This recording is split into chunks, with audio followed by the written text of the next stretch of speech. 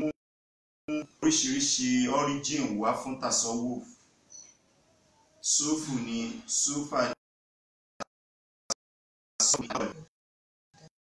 asawu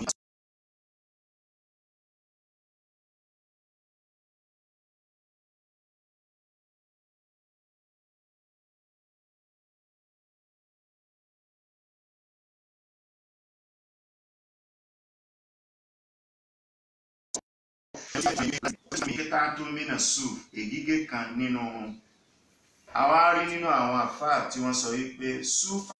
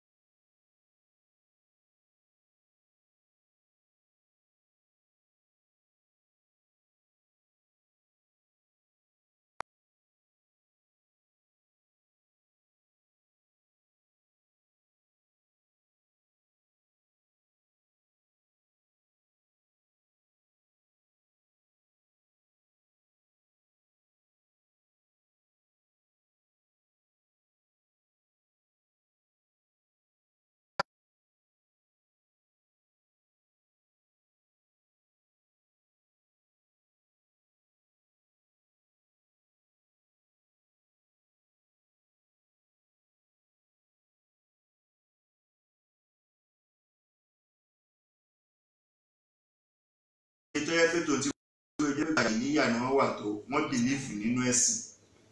Ọ̀rọ̀ yẹn Zamakhshari sọ, ọ̀rọ̀ yẹn lẹ́yìn Zamakhshari tó sọ, Ibnul Jawzi òun náà sọ, Feruzu Abadi òun náà sọ.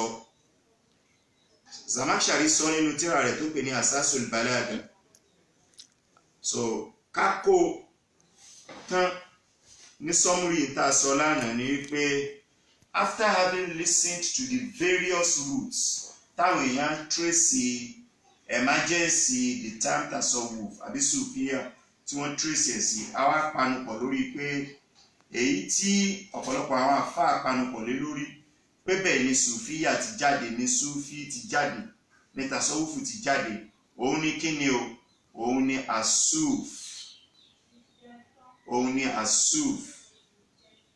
A sọ̀rọ̀ àsọ̀fàtù lánàá wípé àwọn tí máa ń jókòó sí etí mọ́sálásí ànẹ́bì, àwọn fuqara'ul ansor wà fuqara'ul muhajirin, àwọn lọ́pọ̀ jù níbẹ̀. Tá a sọ pé 700 ni wọ́n Abu Hurairah lọ́gá wọn. Tá a sọ pé Ọlọ́run rí fáànà Muhammad sí wọn wípé kó náà darapọ̀ mọ́ wọn sallallahu alayhi wa sallam nínú Quran chapter 18 verse 28 or so. That is Suratul Kahf. Ahalu Sofa yẹn òun ni Maulana Sheikh Qaribullah bolu Sheikh Muhammad Nasiruddin Al-Kabari. Àwọn ni wọ́n rí fàásí pẹ̀lú orin tí wọ́n ṣe nákùlù ẹ̀ sínú tírà wọn. Tírà wọn yẹn tá a dákọ̀ ẹ̀ lánàá, Al-Mir'atu Safiya li bayani haqiqati tasawwuf wa ba'di rijalihi zawil maqamati al-'aliya. Àwọn ni orin yẹn ń ròyìn àwọn Ahalu Sofa. Orin tí ń sọ wípé waqadatu sufiyyi ahlu sofati fi zamani nabiyyi fafham wasfa duyufullahi fil islami wa julasahu duyufullahi fil islami wa julasahu sayyidil anami yad'una بالغداة والعشي تخلقوا بخلق النبي يدعون بالغداة والعشي. Àlejò Ọlọ́run ni wọ́n jókòó pẹ̀lú Ànábì sallallahu alayhi wa sallam. Takhallaqu bikhuluqi النبي. Aṣáájú ayé Ànábì wa Muhammad, ìkẹ́ àti ìgẹ́ Ọlọ́run kó máa bá, ìwà rẹ̀ náà làwọn ẹni tá a wí, àwọn Ahlu Sofati, ìwà rẹ̀ ni wọ́n ń wù. Yad'una bilghadati wal ashi. Láàárọ̀ wọn a máa pe Ọlọ́run, nírọ̀lẹ́ wọn pe Ọlọ́run. Náà ló jẹ́ kí Ọlọ́run ọbọ̀ tarí àná Muhammad sí wọn wípé wasbir nafsaka alladhina yad'una rabbahum bilghadati wal ashi yuriduna wajhahu wa la ta'du aynaka anhu turidu زينة الحياة الدنيا ولا تطع من أغفلنا قلبه عن ذكرنا واتبع هواه وكان أمره فرطا. nígbà tá ń sọ̀rọ̀ nípa máàna tasawufu lánàá lẹ́yìn ìgbà tá a mú definition al-munjidu fi lugati wal-a'lamu wal-a'lami wa a wá tún mú definition mi wá nínú al-mujamul wasit tá a sọ wípé nínú tírà ní tasawufu bí wọ́n ṣe pè ní pé tariqatun sulukiyatun qiwamuha takashufu watahalli bil fadaili litazkuwa an-nafsu watasmuwa ar-ruhu. Ojú ọ̀nà tí ọmọ kọ́ wa bí wàá wó ṣe dá tí wàá wó ṣe dùn iná lójú ọ̀nà tasawuf. Ojú ọ̀nà tí ó kọ́ ayé pé ní ká jẹra funfun báwọn àgbàlagbà tí wọ́n bẹ̀rẹ̀ rẹ̀ ń jọ́ kínní àná bí wọ́n ṣe é ṣe ni bí wọ́n bá rí tọ́pọ̀ wọ́n ṣe bí ẹni pé díẹ̀ ní ibẹ̀ lọ́wọ́ àwọn wọ́n manage resources wọn ò ní máa lò ó yàfùyàfù wọn ò ní máa lò ó yàfùyàfù débi tí ẹni tí ò ní tí ọmọ wa kanra àbí tí ọmọ ìbànújẹ́. A wá sọ lánàá wípé kínní ni wọ́n ń ṣe bẹ́ẹ̀ lítẹ̀síkú wà náfùsù kẹ́mi ó lè bá a mọ́ síra ẹni ká má bàa ní dọ̀gí náà kínníkínní kan síra ẹni ìdí tasawufu fẹ́ ṣe lára wa nù kẹ́mi tèmi ó funfun sí tiẹ̀ kẹ́mi tiẹ̀ ó funfun sí tèmi lítẹ̀síkú wà náfùsù. Tá a bá wá wò á rí wípé lítẹ̀síkú wà náfùsù yẹn alukurani ti gbé wá nígbà tí alukurani sọ wípé wa nafsin wa ma sawwaha fa alhamaha fujuraha wa taqwaha qad aflaha man zakkaha wa qad khaba man dassaha. Ọlọ́run ní òun ṣàlàyé ojú ọ̀nà ọ̀tún àtòjú ọ̀nà òsì fẹ́ni kọ̀ọ̀kan nínú Al-Qur'an èyí tó bá wù ọ́ ń bẹ̀ ní kó tẹ̀lé. Àmẹ́ni tó bá fọ ẹ̀mí rẹ̀ mọ́ kó níbi gbogbo ìdọ̀tí irú ẹni bá ní kọ́lé àfúláhà ó jèrè nínú ẹni tí ó jèrè ní ọ wà. Àmẹ́ni tí bá ń dọ̀tí ẹ̀mí rẹ̀ tọkọ̀ tí ọ̀dọ́ darapọ̀ pẹ̀lú tasawufu tí ọ̀gá tírénì tasawufu torí tíchíǹsì tasawufu tó ṣe sí ọ̀ sí ọ̀rọ̀ àwọn àfọ́ ní tasawufu ó yínú sí wọn. Irú ẹni bẹ́ẹ̀ alukurani ni wọ́n dọ̀tí ẹ̀mí ara wọn ni ẹni ó bá sì dọ̀tí ẹ̀mí ara rẹ̀ kọ́lé káàbà irú ẹni bẹ́ẹ̀ yẹn ṣe kí ni ọ̀pá sófò. So àyà kurani sọ̀pọ́ọ̀tì mínì tí àwọn àfọ́nímújídù àwọn àfọ́nímímọ̀ gbé kalẹ̀ fún tasawuf lẹ́fìmọ̀ pé n tá ń ṣe nínú tasawufu la yakhruj ani itori al-islam la yakhruj ani itori al-Qur'an kama la yakhruj ani itori as-sunnati an-nabawiyyati at-tahira. Ibẹ̀ definition kẹta àti parí definition méjì. Definition àkọ́kọ́ tínú al-munjidu fi lugha wal-a'lam. Definition kejì tínú al-mujamul wasit. Definition contextual definition tá n consider fún tasawuf mysticism látànà. The third one to be considered òun ni èyí tí ọ̀kan náà àwọn àgbàfà lójú ọ̀nà tasawuf tó gbìyànjú tó kọ́yàn ní mímọ̀ tó ṣe national Islam definition tó mú wá fún tasawuf. Àfáà náà ni Ma'ruful Karafi orúkọ tí wọ́n ń pè àfáà náà nù. Bóun ṣe define tasawuf ó ní at-tasawuf huwa al-akhzu bil haqa'iqi wal ya'su amma fi aydi al-khala'iqi. Al-ya'su al-akhzu bil haqa'iq níta bá fẹ́ gbámú kárí wípé ní ultimate reality tó bá jẹmọ́ t'Ọlọ́run nìkan ní ká gbámú ní ká dára dé níta bá ti jẹ́ téèyàn ká gbọ́kàn kú ńbẹ̀. Al-ya'su gbọ́kàn rẹ kú jákàn rẹ kú amma fi aydi al-khala'iq kò níbi tó wà lọ́wọ́ ọ̀dà ẹgbẹ́ rẹ̀. Tó bá gbọ́kàn sí pé ó rore lọ́dọ̀ ẹ̀dá ẹgbẹ́ rẹ̀ tó wá lọ ọ̀dọ̀ rẹ̀ tó wá rore nígbàbọ̀ wálé ibi tó ti conclude nù kọ́ṣẹ́ ọ̀ ó délé ọ sọ fún ìyàwó rẹ̀ kò rí lámọ́ ìmọ̀ lọ́dọ̀ rẹ̀ lónìí adúrú tó ní mo lọ bá 20,000 náà mo ní ọyá mi fa ọgbọ́n tó wí ó ti ṣe ọ́nà ó ti fi sọ́kàn kíní ni ọmọ wa tóbi yọmọ tóbi lẹ́mìí rẹ yóò wá di enmity débi pé báwọn ọmọ rẹ bá gbọ́njú ọ sọ fún wọn so ibi tẹ́ ti máa bínú ara yín nù lónìí nìbọ́nà bá wá ṣoore kan fún tí gbogbo èèyàn bá ń lọ kí ìwò ní lọ kí torí ò ti ń bínú ẹ̀ tàṣọ́wùfù kọ́ wa wípé má wulẹ̀ fọkàn sí kẹ́ni yẹn ni ó ṣe lóòótọ́ ò ní gun sánmọ̀ lọ́tọ̀ bá ní ìdìrànlọ́wọ́ pé kí ọjà díẹ̀ lọ bẹ̀ kan bọ́lọ̀hún kọ́lọ̀hún ṣe pé má lọ bí èèyàn náà ni tó bá rí pé tó ń fẹ́ bẹ ní sàkáání ẹ̀ ẹni ìrìn náà lọ́nà bá sọ̀rọ̀ ṣùgbọ́n difference ni wípé while you are going ó ti bẹ̀ lọ́hún lé ọ̀dọ̀ Ọlọ́run ló gbé 100% ọkàn rẹ sí pé kí tí mò ń lọ gbà yìí o mo ti bẹ̀ lọ́hún tó rẹ bá bẹ́ẹ̀ bí bá dọ́dọ̀ ẹni yẹn yóò fún mi ẹni tó bá nírú ọkàn láti lé bọ́ bá dọ́dọ̀ ẹni tí ọ̀bá rí kíní lè gbà kò ní gbà tẹ́ni yẹn ṣẹ̀hún yọ́gbà kọ́ lọ́hún ni ò tí ì fóun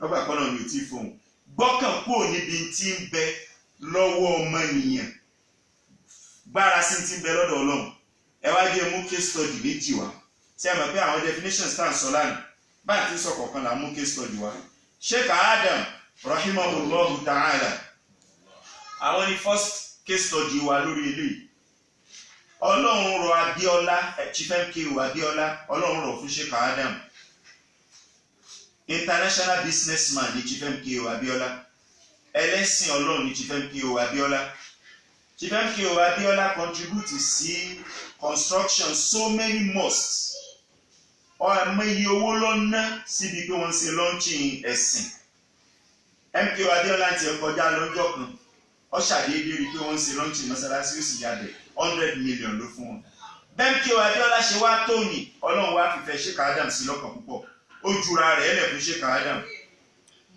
nígbà wá dáàrin kan ó wá rí wípé mọ́tò tí Sheikh Adam ń lò Audi ni wọ́n ń lò òun fẹ́ ra mọ́tò gbàlódé fún Sheikh Adam rahimahullah ó bá gbé mọ́tò náà lọ fún Sheikh Adam ó mú kọ́kọ́rọ́ dání bàbá ní rárá yìí nígbà mọ́tò lọ́wọ́ rẹ̀ gbogbo àwọn àfá àwọn ìmáàmù ńláńlá ilẹ̀ Yorùbá lọ́yọ́ Ìbàdàn ní Èkó ní Ọ̀ṣun káàkiri báyìí èèyàn mélòó ló ní mọ́tò nu wọn níjẹ̀bú Òde a sì ń pàdé pọ̀ ní rọ́bítọ̀ nìbàdàn Sheikh Adam náà ló mú rọ́bítọ̀ wá ní 1964 ní àbí 63 early 1960s ní Sheikh Adam mú rọ́bítọ̀ wá gbogbo àwọn àfáà ni wọ́n pé bẹ̀ gbogbo àwọn ìmáàmù ilẹ̀ Yorùbá ni wọ́n pé bẹ̀ bí wọ́n bá bẹ̀rẹ̀ àwẹ̀ wọ́n pé wọ́n fi mọ̀ jomi toro mímọ̀ pé bóò láti rúṣù jò lábẹ́rẹ̀ Sheikh Adam ní sẹ́kẹ́tírì wọ́n jọ pàdé ń bẹ̀ ní bẹ́ẹ̀ ni bá wá ń gbé mọ́tò tuntun tọ́ra fún mi lọ táwọn ò ní mọ́tò àwọn èèyàn àgbàlagbà ni wọ́n ti ṣiṣẹ́ mímọ̀ ti pẹ́ bóò ni ó sì jọ bọ́bá mọ̀ kọ́ fẹ́ fún mi mọ́tò kọ́kọ́ lọ́ọ́ ra tàwọn àgbàlagbà mọ́ èèyàn mélòó ló lè ṣe bẹ́ẹ̀ bí ìbá ṣẹni tí wọ́n fi oúnjẹ súnfí bọ́ wọ́n fi omi súnfí bọ́ yọ́ máa wò pé tóun bá ti so eléyìí ni yọ́kàn yóò lose interest gbà á ní ara gbé mọ́tò fún ó ní lọ́mọ ra mọ́tò fún àwọn èèyàn bíi 6 ṣé ayé eyín mọ́ wá ní ẹni tó bá fọkàn sí Abíọ́lá ló gbọ́dọ̀ ra mọ́tò fún kò ní lè sọ ohun tí Sheikh Adam sọ àmọ́ Sheikh Adam mọ̀ wípé ní táwọn sọ bí ọba bá lára mu pàpín ẹ̀kọ́ mọ́gbé mọ́tò ń wá Ọlọ́run yóò fóun mọ́tò yọ́kà wá náà ẹ̀mẹ́yẹ ẹlòmíì irú Abíọ́lá tó pọ̀ tí ó ní kí wọ́n gbé mọ́tò fóun wàláhì Abíọ́lá lọ lè gbé mọ́tò ní fún gbogbo àwọn ìmáàmù pátá ọ̀sẹ̀ wa gbé ti Sheikh Adam wa ètí ń jẹ́ àlìyáṣú àmọ́ fi aidil khalaiq kọ́ wa fọkàn sí ètí ń bẹ lọ́dọ̀ Ọlọ́run ó ní kí ni ó ní al-akhsu bil haqa'iq bẹ́ẹ̀ náà ni Sheikh Ibrahim Sheikh Ahmed Tijani Sheikh Ibrahim Iyas bẹ́ẹ̀ náà ní ṣe tí wọ́n bá gbé sàdákà lọ Sheikh Ahmed Tijani Sheikh Ibrahim Iyas tí wọ́n bá gbé sàdákà lọ bá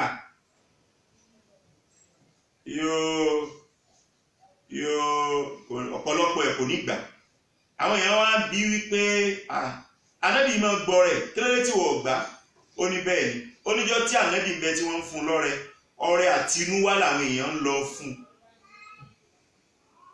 kìí ṣe ọrẹ bribery ẹ̀yin tẹ́gbìlẹ̀ wá fún mi ní nǹkan ẹ fẹ́ máa lọ ẹ̀ ní tìjẹ́ sọ̀rọ̀ ẹni mo ní bùkátà báyìí bá bẹ lọ́nkọ́ lọ́hún ṣe ajẹ́kẹ́ torí tọ́ ń fẹ́ mi ló fi wá bù mí kíní yẹn ọ̀mọ́ kankan lọ́dọ̀ ẹ̀ ṣáàmà Tìjàní yọkọ̀ kíní nì fún ṣé Ibrahim Niyas òun náà kọrú ẹ̀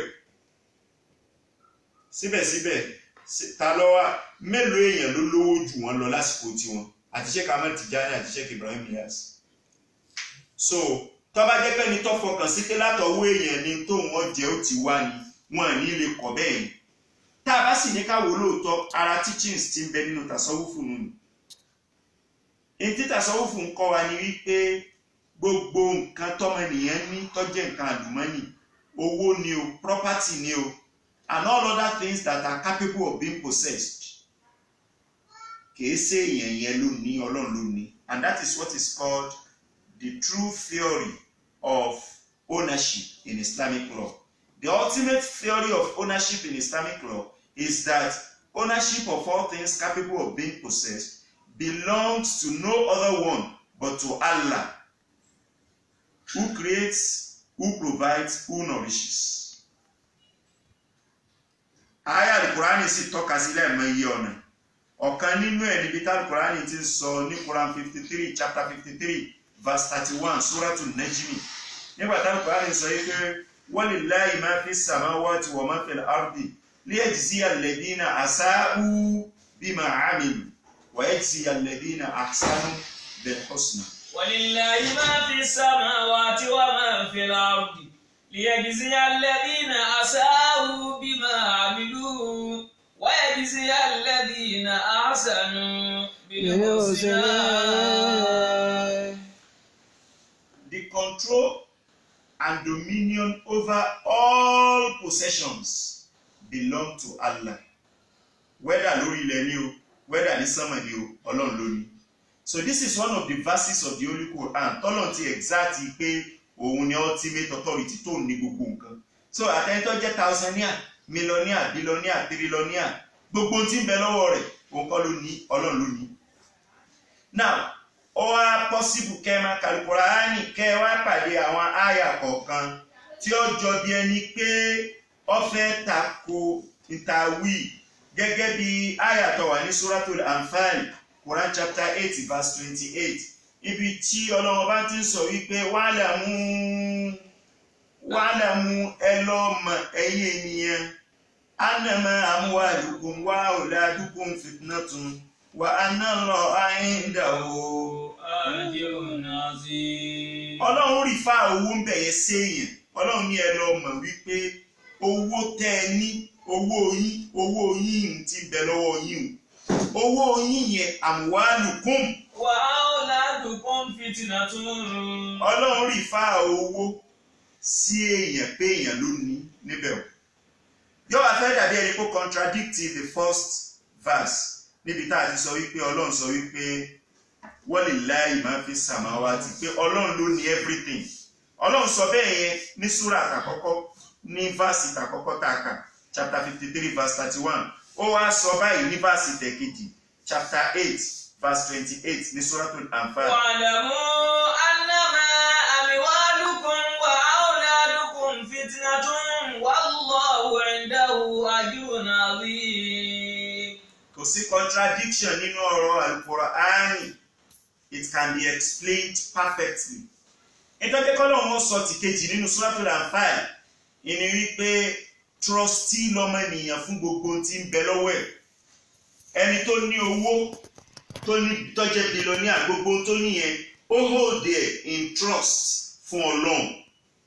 Nítorí pé vice gerent ti Ọlọ́run lórílẹ̀ òun náà ni ọmọnìyàn.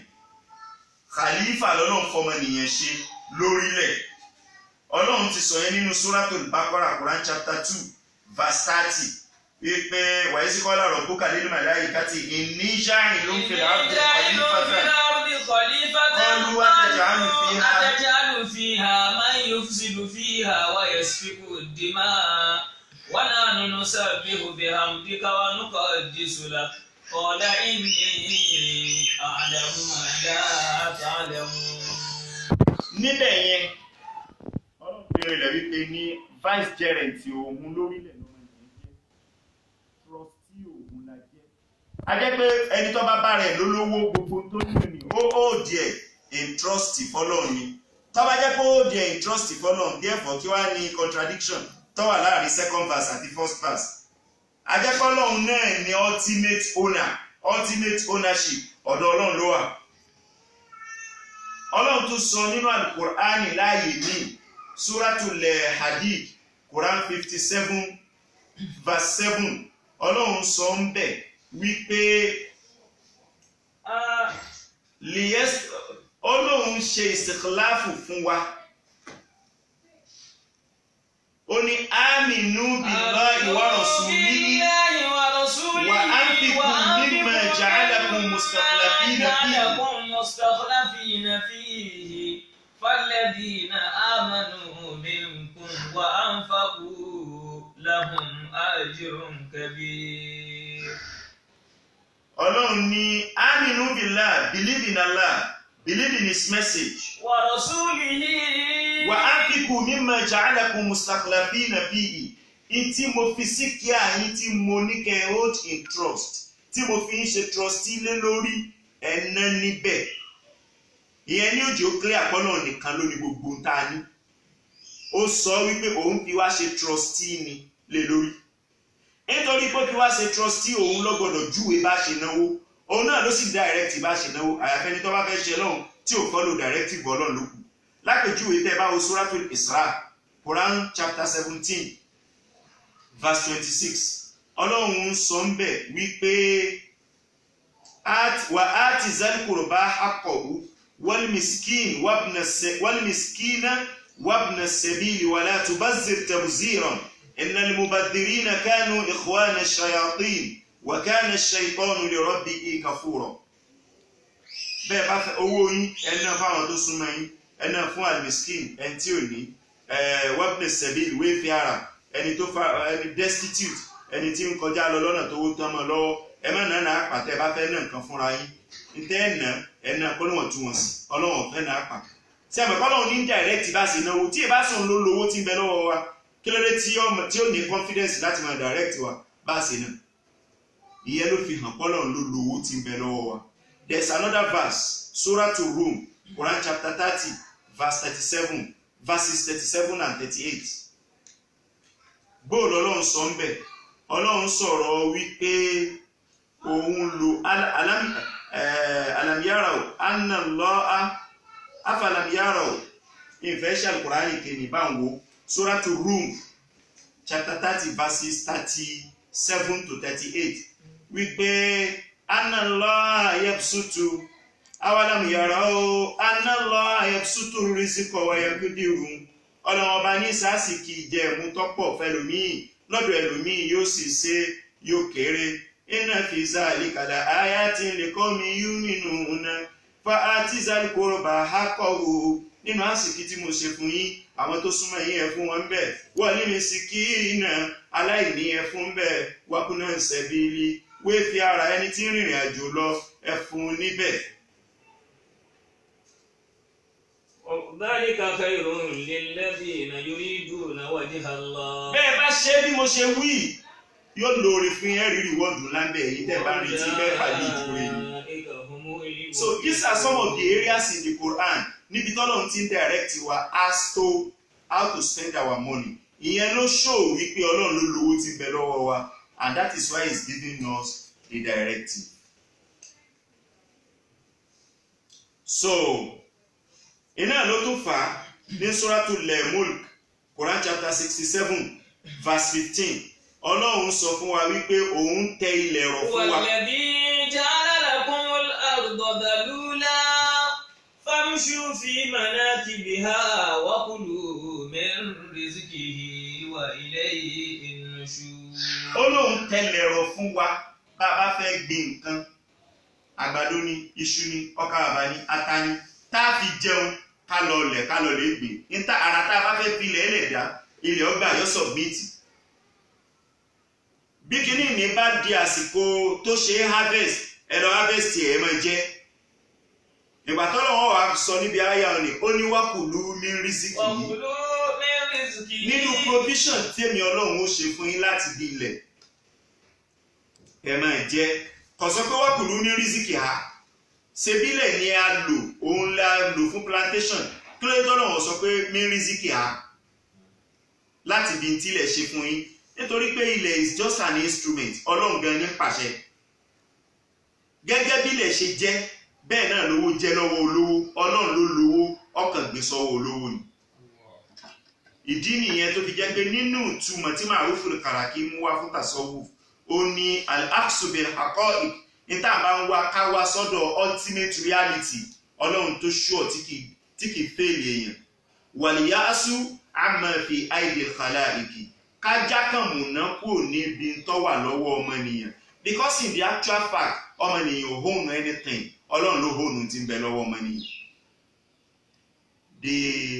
The fourth definition, which is going to be our last definition contextual wise, òun náà ni definition tí ọ̀kan lára àwọn àgbà Sufi míì tó náà mú wá wọ́n ń pè àfáà wa náà Al-Karim wọ́n ń pè é ní Zunnuni al-Misri ọmọ Masari ni ọmọ Egypt ni kí ló ń sọ òun define as-Sufiyu ó ní as-Sufiyu man la yut'ibuhu talabun wa la yuz'ijuhu salbun ẹni tó ṣe pé ní tí ń bá ń wá kò ní dààmú àdàmú fẹ́ kú lórí tí ń wá pé àfi tí ń bá sáré kò ní dààmú àdàmú fẹ́ kú gbogbo tọ́lọ́run bá fẹ́ ṣe kì í sábà ní wàhálà díẹ̀ náà nítorí bá ti di bẹ́ẹ̀ ń dààmú ẹ̀ sá ń làágùn ẹ̀ sá ń ṣe bẹ́ẹ̀ bá padà wò dáadáa ọ̀pọ̀lọpọ̀ rẹ̀ sábà bọ́ sí bọ́ bá ti lé nǹkan díẹ̀ tọ́wọ́ rẹ̀ ò ti tó yá pínlẹ̀ sẹ́lẹ̀ mẹ́lẹ́ amúranù ni ìlàrọ̀ bí kàfàtì lógún mí ní òwà ọ̀nà kálí tẹ̀kìdíra ọ̀dọ́ yá kalẹ̀ máa ń dà bára ká ọ̀nà.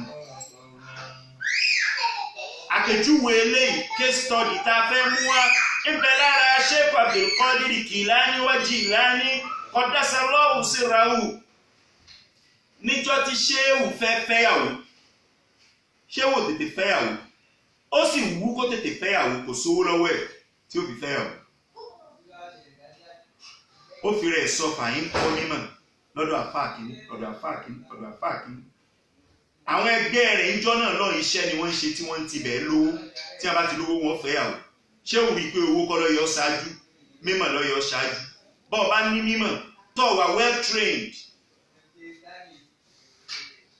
ọmọ bó ṣe darí owó tó bá lówó Shehu wá sọ fún wa ó sọ̀rọ̀ bó ni òun ṣe fẹ́ tètè fẹ́yàwó àti kí ló dí òun lọ́wọ́ tó òun fi rí fẹ́ ó sọ fún wa ọ̀kan lára àwọn ọmọ kéwù ẹ̀ sì ṣe nákìlù rẹ̀ wá ọmọ kéwù Sheikh Abdul Qadir tó ṣe nákìlù ọ̀rọ̀ yìí wá òun ni Sheikh As-Suhururidiyu Shihabuddin Sheikh As-Suhururidiyu Umar Shihabuddin nínú àwọn àgbà ọmọ kéwù Sheikh Abdul Qadir ni ó ní Shehu sọ wípé ó kóòtì ẹ̀ èmi náà fẹ́ kóòtì ẹ̀ bó ṣe kóòtì ẹ̀ ó ní Shehu sọ wípé kuntu uridu zawjata mudata min az-zaman walam atajarra ala tazawuji khawfan min taqdir al-waqt falamma sabartu إلى أن بلغ الكتاب أجله ساق الله تبارك وتعالى إلي 4 زوجات ما منهن إلا من تنفق علي إرادة ورغبة. That is the end of the quotation. ọ̀rọ̀ yìí ó wà nínú tírà tí wọ́n ń pè ní Qalaidul Jawahir page 41 Sha'rani lọ́kọ́ ẹ bá bẹ̀rẹ̀. Shehu sọ wípé kúntù uridu mo ń gbìyànjú ó wù mí kí n fẹ́yàwó ṣùgbọ́n ìlágbára ìní capacity nítorí pé ìfẹ́ fásitì ṣòfò ìtíyàwó fífẹ́ nídìí àfi kí n fi kéwú tí mò ń kílẹ̀ kí n lọ kọ́ṣẹ́ tí n bá ti lọ kọ́ṣẹ́ ìlówó mo wá ní sùúrù ìlà àǹbálẹ̀gẹ̀rẹ̀ kìtàbù ajala títí tọ́lọ́run fi sọ pásìkò tó ìgbà tọ́lọ́run wá sọ pásìkò tó saqallahu ilayya 4 zawjati obìnrin 4 ìyàwó 4 ìlọ́lọ́wọ́ bá tèsí mi ìyàwó 4 mo fẹ́ ìkọ̀ọ̀kan nínú àwọn 4 tún kanat tunfiqu alayya iradatan wa ragba bí mo bá ní mo fẹ́ ná àwọn gẹ́ ní jù nílò àwọn ni wọ́n náwó fún mi torí pọ́ mi èèyàn ńláńlá ní kọ̀ọ̀kan nú wọn wọ́n sì rí iṣẹ́ gidi tó yanjú mú dání lọ́lé ọkọ sẹ́rí pé ńgbà tí ṣéwù ti fẹ́ fẹ́yàwó kọ̀dàmú ara ẹ̀ nígbò tí ipò òun ti kápẹ́bù ń bá ẹ̀kọ́ lọ ń bá mímọ̀ lọ. ńgbà tó padà yá at the age of 35 ni lọ́lọ́run tó yọ̀ǹda ni ló tó padà fẹ́yàwó. eléyìí ò ní ìtumọ̀ pé àsòfíyú láàyò tàìbù hù tọ́lẹ̀bùn ò nítorí tó ń wákọ̀ wá para rẹ̀ kọ́ mọ́ mú nǹkan bí ìṣe mọ́ bọ́ bá gbìyànjú ọ̀nà kan bọ́nà bá díbẹ̀ wá ọ̀nà míì wọ́n ní bí ọba sọ́nà lọ́nà lọ́ọ̀lára ọ̀nà bẹ̀ẹ̀bẹ̀ fàábù láì wá sí àtún fátò ájì ìlú ìléyà ẹlòmíín wà Nàìjíríà ń dààmú káàkiri ní tí kúrò lọ́dọ̀ ẹnìkan wọ́n ní rí ẹ̀wò kan babaláwo kan ológun kan ọ̀sáfẹ́ làlù bọ́ bá gbìyànjú títí èyí tó fi lógún ọdún lórí bóun wọ́n náà àbáyọ lọ́ọ̀lú ní ebi UK mẹ́rẹ̀ bọ́ bá débẹ̀ àwọn kàlífà Sùlẹ̀mánù ọ̀fọ̀nà ọkàn jìnnà sílé ni wọ́n ń pawó gidi ń bẹ̀ ìṣẹ́jú wọ́n sanwó wọn kọ́lọ̀ mọ́jì ọba ìdè. case study kan ló ti Sheikh Abdul Qadir lórí wípé àsòfíyú láàyò tẹ̀yìn gbogbo tọ́lẹ̀bùn ìwọ náà tó jẹ́ mùtàsọ́wífù lẹ́mìí mọ́ kú lérí kankan ìkí Ọlọ́run pọ̀ káàkiri má para ẹ lórí ojú ọ̀nà kan bóyá kádàrá rẹ̀ tiẹ̀ sí níbi tó ń dààmú ara rẹ̀ lé lórí ayé pọ̀ ọ̀nà pọ̀. ẹlẹ́ẹ̀kejì ni pé àsòfíyú láàyò sàáìjúhù sálbùn bọ́ bá gbìyànjú nǹkan kan tọ́ wá rí ìjákulẹ̀ orí tọ́jú ọmọ ìjákulẹ̀ díẹ̀ àmọ́jẹ́ lẹ́yìn ọbọ̀ lẹ́rù mọ́jẹ́ ọba àwọn jẹ́ sára gírí gẹ́gẹ́ bí ọkùnrin gbà wípé Ọlọ́run ọba ní dára Ọlọ́run tó ṣe yìí fún ọ yọ padà ṣe mí fún ọ. ìmánì báyìí òun ni títà sọ́wọ́ fún sọ fún wa gẹ́gẹ́ bí àáfàá wa Zunnun al-Misri bó ṣe gbé ìtumọ̀ tasọ́wọ́fù tiẹ̀ kalẹ̀ nínú tí ń jẹ́ ẹlẹ́ẹ̀kẹrin nínú contextual meanings tá à ń consider fún tasọ́wọ́fù ta ni ké sọ́jú wa lórí ilé Sheikh Adam Abdullahi lò. ní 1946 Sheikh Adam jáde kó Nàìjíríà wọ́n dágbére páwọn lọ sí Asia wọ́n fẹ́ lọ kọ́ mímọ̀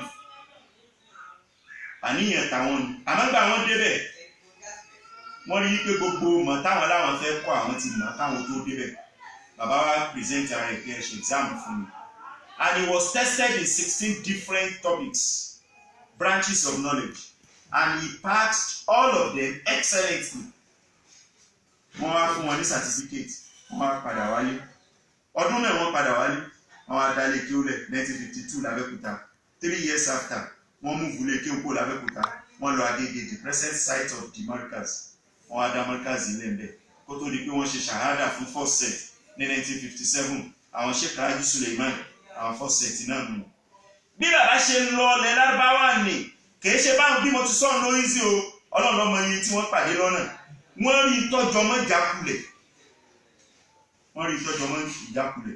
Sheikh Adam fúnra rẹ̀ nígbà jẹ́ pé kọ̀ọ̀kan ni ọkọ̀ kalẹ̀ nítorí ìjọ tó wọ́n bá ní sí mọ́ wípé ìjọ tí mo ń travel lọ sí Asia rí wàhálà tí mo pàdé lọ́nà ni o ìṣòro tí mo rí lọ́nà ni Sheikh Adam wá ń sọ nínú orin tí wọ́n fi dé mọ́lẹ̀ wípé ayáta ìbán àrùtọ̀ Nàìjíríà buligan salami ila asahabiha muta salami ila asahabiha mutaradiyan wa kullahum inni a'udu ilayhim idha asasa al-laylu tarassubuha atiyan ra'aytu biladi bitaqalidi urhiqat ra'aytu biladi bitaqalidi urhiqat taqaddama man adaha anid-din nahiya taqaddama man adaha anid-din nahiya walam tara fiha ghayra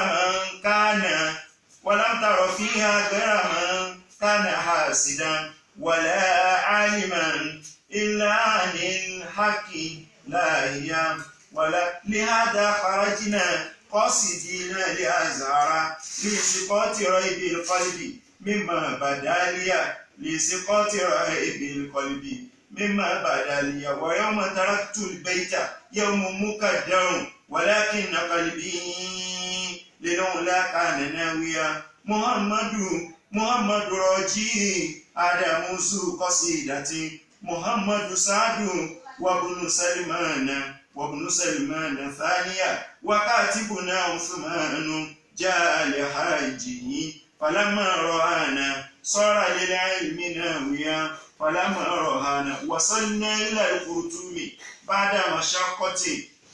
Bàbá nígbà tá a jáde ńlé so ti débi orin yìí. Àyàzá ìbá àgọ́ Nàìjíríà Abligani. Ìwọ tó ń lọ Nàìjíríà bá ń jíṣẹ́ nílé tó bá dé Nàìjíríà. Sàlámì ìlà àṣẹ̀hàbíhá mùtàrọ̀díyà. Bàbá ń kọrin nígbà wọ́n dáàrin ọ̀nà wọ́n há wọn ò jẹ́ wọn kọjá mọ́ wọ́n ti kú òǹlé. Ibi tí wọ́n gbà kọjá tí wọ́n fi mọ́ lọ sí àrí wọ́n dá wọn dúró wọn ò jẹ́ wọn kọjá. Àwọn agbófinró ti ń bẹ lọ́nà wọn ò jẹ́ wọn kọjá. Láàrin Ọlọ́run ló mọ iye ọjọ́ tí wọ́n ń lò ń bẹ̀ láàrin ìgbà tí wọ́n wà bẹ́ẹ̀ wọn ò rí tó wù wọ́n jẹ wọn ò rí tó wù wọ́n mu. Ilé bàbá mú kálámù ló mú pẹ́ẹ́nì iná lọ́kọrin ni ló fi ránṣẹ́. Ìpè ìwọ tó ń lọ Nàìjíríà bá mi kí ara lé wípé ní dáadáa ṣé dáadáa ni wọ́n wà. وقل لهم إني أعود إليهم. Sọ fún wọn wípé ní èmi Ádámù ò ní ju sọ́nà ń padà bọ̀ wá mo kú lé ni mo gbọ́dọ̀ darí sílé inshallah. إذا أساس الليل ترى الصبح هاتيا. Bílẹ̀ bá ṣú bóun bá dé bó ṣe lè wù kó rógùn tó. Àtùpà ó padà dé ìmọ́lẹ̀ ó padà dé bó bá ti dàárọ̀. رأيت بلادي بالتقاليد مرهقت. Àṣàkáṣà tí ọ̀bẹ sì mú mi ló kúnlẹ̀ Yorùbá níbi tí wọ́n ti bí mi. تقدم من أبها عن الدين نائيا. Àwọn tí wọ́n gbẹ́sìn dání èèyàn yẹ̀yẹ́ ni wọ́n mú wọn wọn ọ̀pọ̀n wọn lé wọn ọ̀kà wọn kún. ولم تر فيها غير من كان حاسدا. Àwọn tí wọ́n tún jà fà láàrin ara wọn wọ́n mọ ṣẹ̀gàn ara wọn. ولا علما إلا عن الحق لاهيا. Ẹni tó lòun jà fà nítorí kẹ́ bá lọ́wọ́ ẹ̀ níwà ẹ̀ níbà gbogbo wa dáadáa títà sọ wúkú kọ́ wa ẹ̀ níbà lọ́wọ́ àfà. لهذا خرجنا قاصدين لأزهر. Mo wá wò ó wípé ó yẹ kí a jà dáadé ojú ọ̀nà táwọn ọmọ ọmọ ìgbà kéwú ká lè gbin ìbẹ̀rù Ọlọ́run sí wọn lọ́kàn bá a bá ti ń kọ́ wọn kéwú. Mo wá fẹ́ lọ Aziari kémi náà lọ fi kún kéwú mi tó bá jẹ́ pé tí mo fẹ́ lọ kọ́ lọ́run yìí tí ìmọ̀ tẹ́lẹ̀ nílé lè á dà á fara jìnnà. قاصدين لأزهر لإسقاط ريب القلب مما بدا ليا.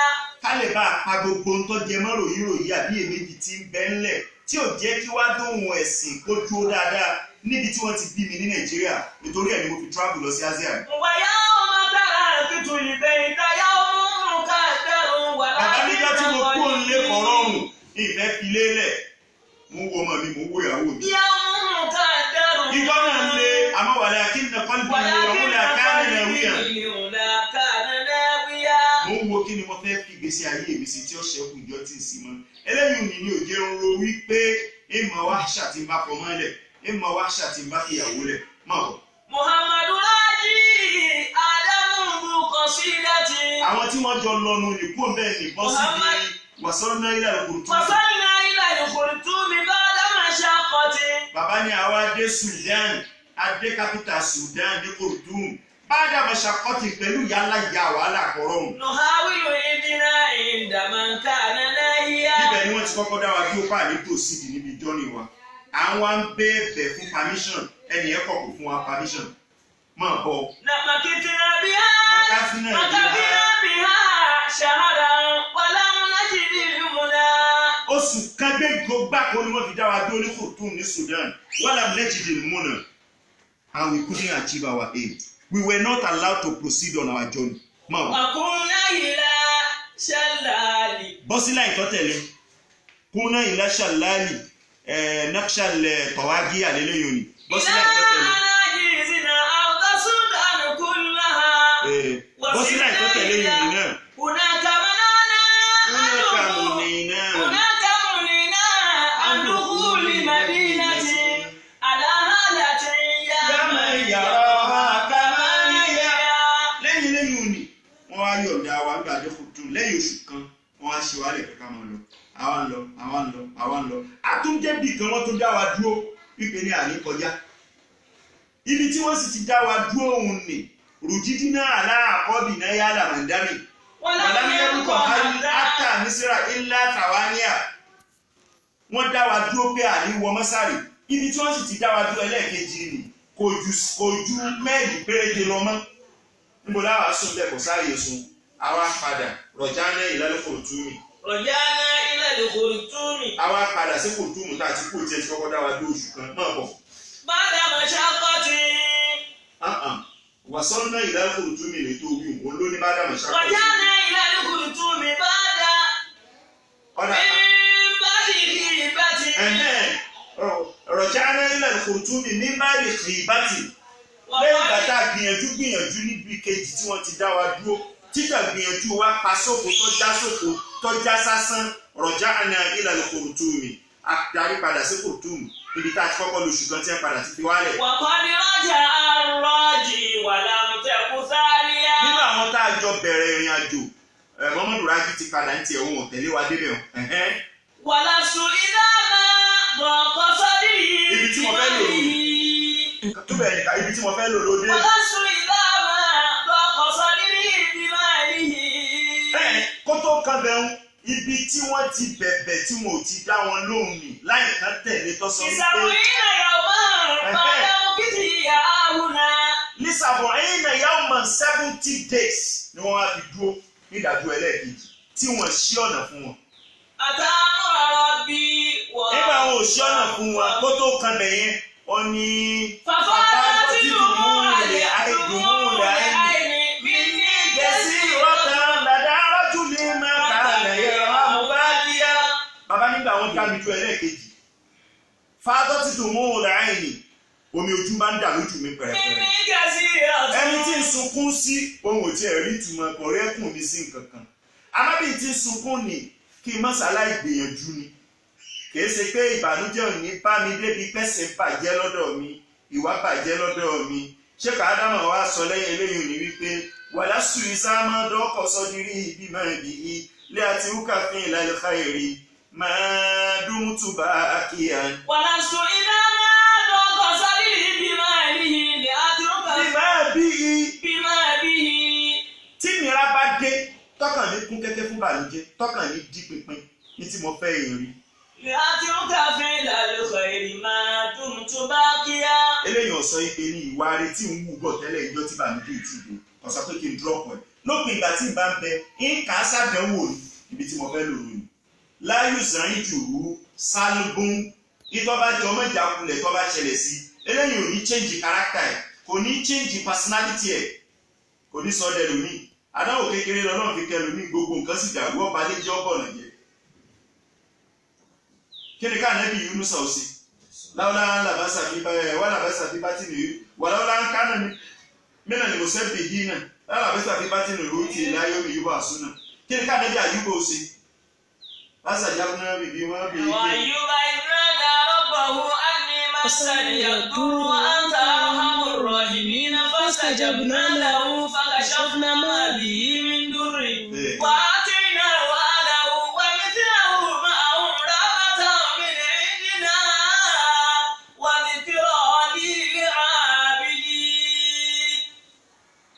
bó ṣe ṣẹlẹ̀ ṣiṣẹ́ kàádámọ̀ nínú lẹ́yìn 70 days fati ìwádìí ìgbà ẹni wọ́n tó wáyọ̀ dáké bí ṣàwádámọ̀ kọjá wọ́n ṣe wá rí àṣẹ àríwọ̀ wọ́n ṣe rí mọ́sàrìwọ̀ wọ́n rí bíìtì wò nítorí pé ṣé kàádámọ̀ fẹ́ kẹ́kọ̀ọ́ wọ́n fẹ́ kí gbogbo ọmọ ayé ọlẹ́kọ̀ọ́ gbogbo ẹ̀kọ́ tí gbogbo wa padà wá ní lónìí tá à ń ṣẹ́nu fèrèfèrè ní kí ṣàwádámọ̀ tó bẹ̀rẹ̀ tírẹ̀ ẹyọ kan ó lè jẹ́ pọ́dún mẹ́wàá ogún ọdún lẹ́ẹ̀fì kéta lọ́dọ̀ àfà ṣàwádámọ̀ lọ sọ kí ó di express bẹ̀rẹ̀ lónìí kó o sì parí kó tó tọ́sẹ̀ kan bẹ̀rẹ̀ lónìí kó o parí kó tó tóṣù kan kó lè bá a ní sàtífíkẹ́tì lọ́wọ́ kó lè bá a fìmọ̀ kún mímọ̀ ní ló fi ṣe wàhálà tó bá ní gbogbo wàhálà tó wá rí lọ́nà ni ó ní kò change personality òun gbà pé Ọlọ́run ní dára nísàbòyìn náà.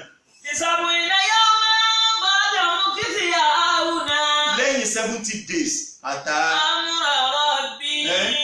amúrù rọ̀bì wá fi yàn wá mùtàríyàn Ọlọ́run wá ló tó gẹ́ mo wá rí léwọ̀ ṣé kàdámọ̀ wá sọ wípé ilahi tara máa fi dọ̀mí rí wá ní ìyàtí ala hasabi niyati kúntà mujaziyan jasauka máa ó fòrùn akíyìnbá màtá ìdí lẹ́kúnná ìkà omi àìsúlámù àkùbá àgíyà. ní tí mo fẹ́ lò ń bẹ̀ mo ti lò ó ní wípé definition àfáàwà Zunnun al-Misri fún tasawuf òní wípé as-sufiyyu man la yut'ibuhu talabun wa la yuz'ijuhu salbun. Bọ́ ọ bá wà lásìkò kan tọ́jọ́ pé orí ìjákulẹ̀ eléyìí ò ní sọ ọ́ dìdàkudà. Case study wa ní Sheikh Adam ìtọ́jọ́ ọmọ ìjákulẹ̀ ìjọ tí wọ́n ń travel kọ̀ sọ wọ́n dìdàkudà.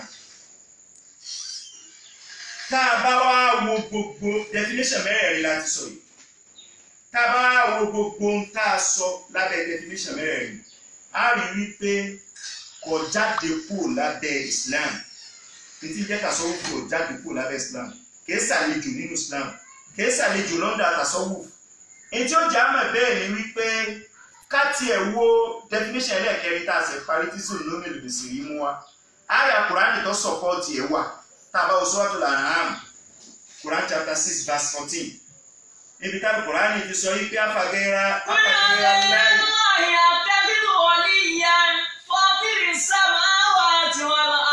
Ṣé ẹlòmíì ní wàá mú ní èèyàn pàtàkì tí mọ̀ dájú ọ̀rọ̀ mi kọ? Bí bọ́lá wọn bá lọ́tẹ̀ ilẹ̀ ẹlẹ̀ pẹ̀rẹ̀ òun náà lọ́tẹ̀ sẹ́mọ̀ pẹ̀rẹ̀.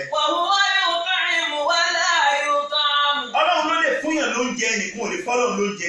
Ọlọ́run ló lè fúnyàn lówó. Ọlọ́run ló lè jẹ́ kí èèyàn àchíìfù èèmù ẹ̀. Qul inni umirtu an akuna awwala man aslama. Wa la takunanna minal mushrikin. Àyà yẹn support definition ẹlẹ́ẹ̀kẹrin tí Zunnun al-Misri mú wá. Gbogbo ń tà ń sọ nípa definition tasawuf kò sí ìta àráyà mú wá fún. Ní ó jẹ́ àmọ̀ wípé ní tí tasawuf fẹ́ kọ́ wa kìí ṣe tẹ́nìkan lè dìjú sí, àbí tẹ́nìkan mọ̀ lójú, àbí tẹ́nìkan pòṣe sí, àbí tẹ́nìkan ṣe ṣí ọ̀rẹ́ pé I don't need that. Tó o bá ti ní ìdí ẹ̀ tó fi kún Islam rẹ̀ Islam ló ti pè.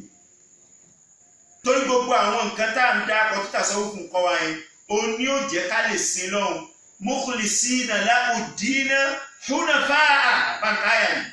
Wa ma umiru illa liya'budu Allaha mukhlisina lahu ddina hunafa'a. Àṣẹ tọ́lọ̀ ń pa fún wa ni pé tá a bá fẹ́ sin lọ́hùn ká sin lọ́hùn pẹ̀lú sincerity, pẹ̀lú ikhlas. Hunafa'a àkọ́kànwọ́ ọmọ kànga kọ́mọ́sí dọ̀gínà kánbẹ̀ fẹ́nìkan. Wa yuqimu ssalata. Kí ni ọ̀wá ní jẹ́ kọ́kànwọ́ ọmọ kànga tá a fi ní ilé rí Ọlọ́run sí? Òun náà ni yòròyòrò ayé. Yòròyòrò ayé òun ni wá ní àwọn àfọ onítàsọ́wùkù sọ wípé ká gbé sẹ́gbẹ̀ẹ́ ká dájú kọ lọ́run ká kọ ìsáyé. Àìmọye ayàlẹ́wà rí náà Al-Qur'ani ti ń kọ́ wa bẹ́ẹ̀. Nínú ẹ̀ òun ni ṣé Suratul Hadid àyà 20 ni àdíkìní.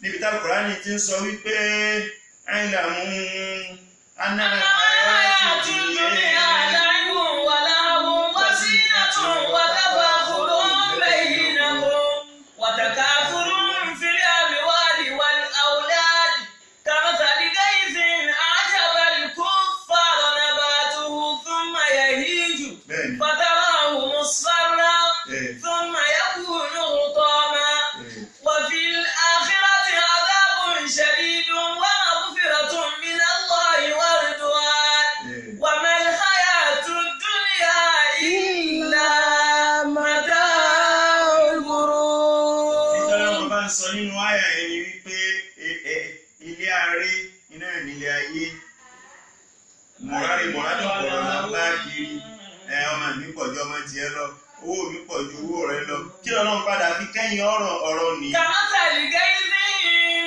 Ó ní gbogbo tí ń jọ yín lójú nílé ayé kọ̀ọ̀ta yọ irúgbìn nígbà irúgbìn bá yọ yóò wu àwọn kèfèrí tó mọ̀ èyí ju tó bá ń lọ tó bá pẹ́ díẹ̀. Fatarahu musfarran.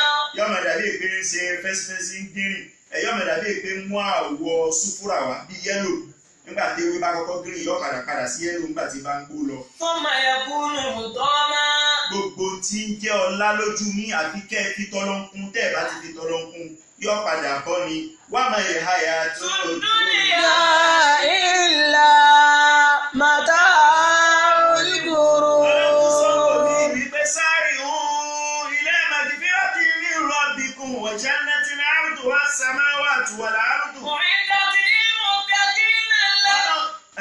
Bákan lọ. U'iddat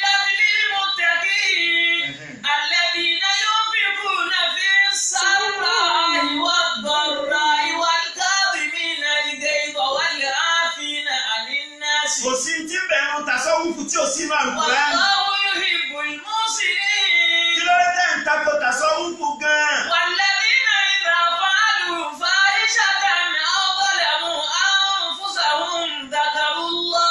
Ìtumọ̀ táwọn afọ́ ní tasawufu gbé kalẹ̀ fún tasawufu. Iná láàárín àyà nínú Al-Qur'an ti sọ̀pọ́ọ̀tì rẹ̀ yóò. فاستغفروا لذنوبهم وما يغفر الذنوب إلا الله ولم يصروا على ما فعلوا وهم يعلمون. Ọlọ́run tún sọ pò ní wípé zuyina linnasi hubbu shahawati minan nisa'i wal banina wal qanatiri al-muqantarati minad dhahabi wal fiddati wal khayli al-musawwamati wal an'ami wal harisi. ذلك متاع الحياة الدنيا والله عنده حسن المآب. Ẹ lówó owó lẹ́ẹ̀fì gbélé ayé àní ẹ mọ́ lówó àmọ́ ẹ mẹ́jọ jẹ́ kó ní ó mú un jù lára yín kọ́ máa jẹ́ pé torí owó tẹ fẹ́ nìní ẹ wà ju tọ́lọ́run ọba sẹ́yìn níta Kùránì wí nìní ó gba àwọn afọ́ onítàsáwùfù tí wọ́n ń sọnù ní Màrúfù Kàràkí nítorí nìní Sùnúnì Mísírì nítorí nù ní definition àkọ́kọ́ ta consider lánàá nínú Al-Munjidu fi Lugati wal Alami tí ń bẹ ní pages 440 sí 441 òun náà nítorí nù ní Al-Mujamul Wasitu definition tí ń bẹ ń bẹ ibi tí wọ́n ti ń sọ wípé kìwáàmù tasawufi òun náà ni àtàkàṣùkù wàtàhálì bil fadaili ìtẹ̀síkúwà nàfùsù wàtẹ̀síkúwà rúhù òun náà nítorí nù ní tá a bá lọ sọ́dọ̀ Sheikh Abdul Qadiri kọ̀dásánláwù sẹ̀ràwù tá a wọnú tíra rẹ̀ tó pè ní sírùlà sẹ́rárì níjọ́ tó náà fẹ́ júwe àsùfíyà àwọn ẹni ọlọ́run tí wọ́n ń ṣe tasawufu bó ló ṣe júwe rẹ̀ ó ní àsùfíyà humu sunniyuna allazina kanat aqwaluhum wa af'aluhum muwafiqatan li sharia. Àwọn onísúfí làwọn tó ṣe pé iṣẹ́ wọn ọ̀rọ̀ wọn ó ṣe déédéé ṣẹ̀ríà kò gbọ́dọ̀ jáde kó lójú ọ̀nà ṣẹ̀ríà. Kí ni dé tẹ̀ wọ́n ń tako tasawufu tó bá yẹ pé ti jẹ́ tasawufu iná láti wí fún yín yàtọ̀ sí òun tiẹ̀ tá a bá wo àfáà wa tá ń pè ní Jalaluddin Tusi nínú tírà tiẹ̀ tó pè ní Lamun Siraji ó ní wọ́n bi òun léèrè wípé yunsabu asahabul hadisi ila ilmil hadisi bí ẹ bá fẹ́ pe sọ̀rọ̀ àwọn àfáà aládìsí wọ́n sọ pé ó dà mọ́ hadisi nítorí pé wọ́n nímọ̀ hadis ìmọ̀ ní hadis ẹni ọba tí wá ní wọ́n pè ní alimul hadis wa yunsabu al-fuqaha'u ila ilmil fiqh ẹni ọba nímọ̀ nípa àgbọ́yé ẹ̀sìn wọ́n pè ní fàkíì nítorí pé ó nímọ̀ fíkì ó ní àmọ̀ sùfíyà ṣùgbọ́n àsùfíyà àwọn onísúfí ìmọ̀ wo ní bẹ táwọn onísúfí ń kọ́ tí wọ́n fi ń pe àwọn ní àsùfíyù tíjábù wọn fi ń jẹ́ àsùfíyà ó ní kò yí ọ ni Jalaluddin Tusi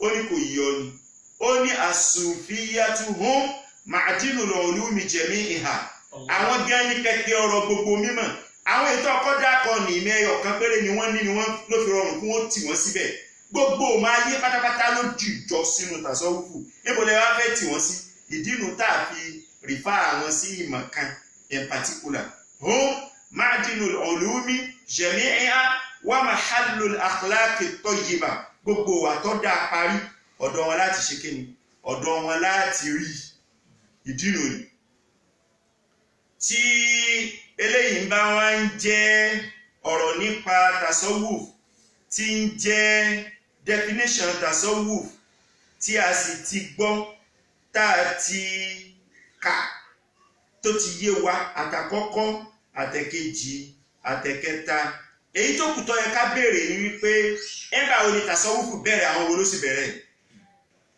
mo ti kú lórí definition báwọn ẹgbà wo ni tasawufu bẹ̀rẹ̀ àwọn wo ló sì bẹ̀rẹ̀ tasawufu ti bẹ̀rẹ̀ láti awwalu yawmil islam láti jọ́ tẹ́sí islam ti bẹ̀rẹ̀ tasawufu ti bẹ̀rẹ̀ láti gbàtà Kùránì ti dé ní tasawufu ti bẹ̀rẹ̀ nítorí pé gbogbo ẹ̀dí ó létí ni pé wọ́n lè má lo gbólóhùn yẹn gbà náà àmọ́ wà tá nẹ́bí wù ìwà tasawufu ìwà táwọn sàhábà rẹ̀ ń wù ìwà tasawufu ni ìwà táwọn tábì'ún náà ń wù ìwà tasawufu ni àwọn tábì'ún tábì'ín ìwà tasawufu ni